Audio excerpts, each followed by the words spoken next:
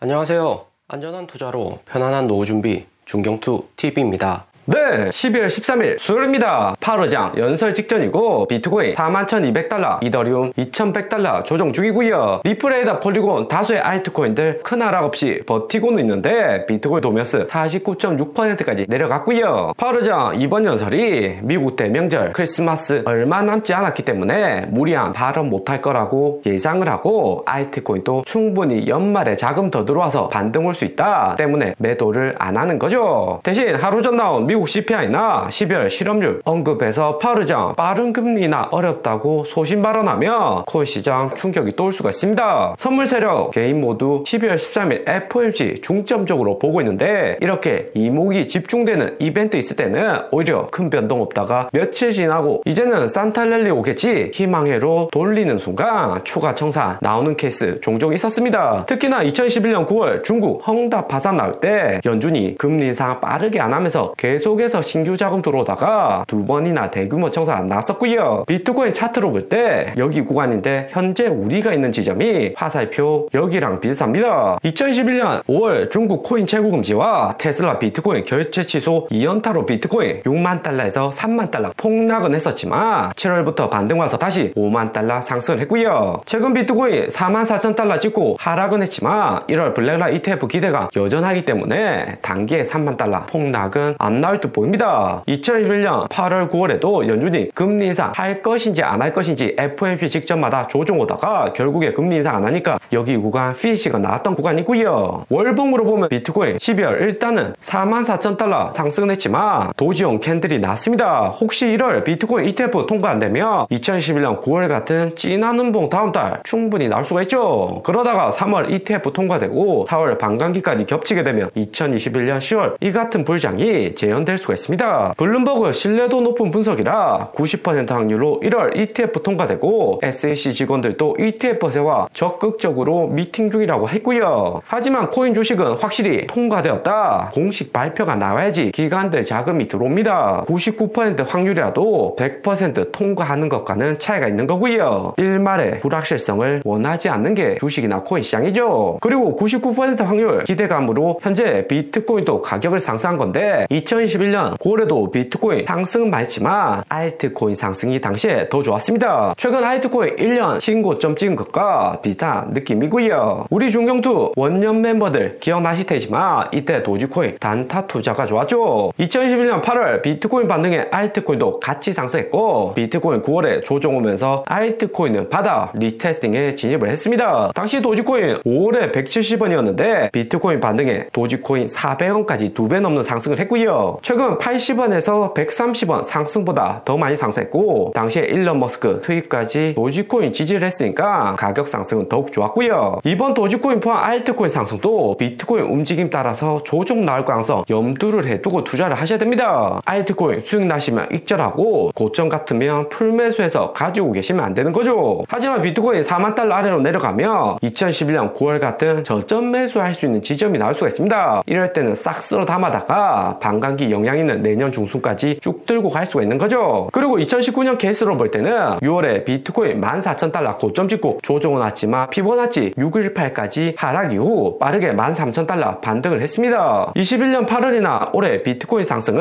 하락 행보 장기간 하다가 반등 온 거라 쉽사리 하락은 안 했고요. 오른쪽 최근 비트코인 움직임과 비교를 해보면 여기 구간 한 번 더 하락 올 수는 있지만 추가 매수하는 기관 개인들이 늘어날 가능성은 여전히 높고요. 2019년에도 비트코인 6월에 고점 찍고 8월 연중 금리 인하에도 반등하는 모습이었습니다. 알트코인들은 여기 두 번째 618 하락 올 때 이전 저점까지 폭락을 했었고요. 비트코인 정도만 호재 있어서 반등을 오는 거지 알트코인은 그냥 바닥으로 내려갔습니다.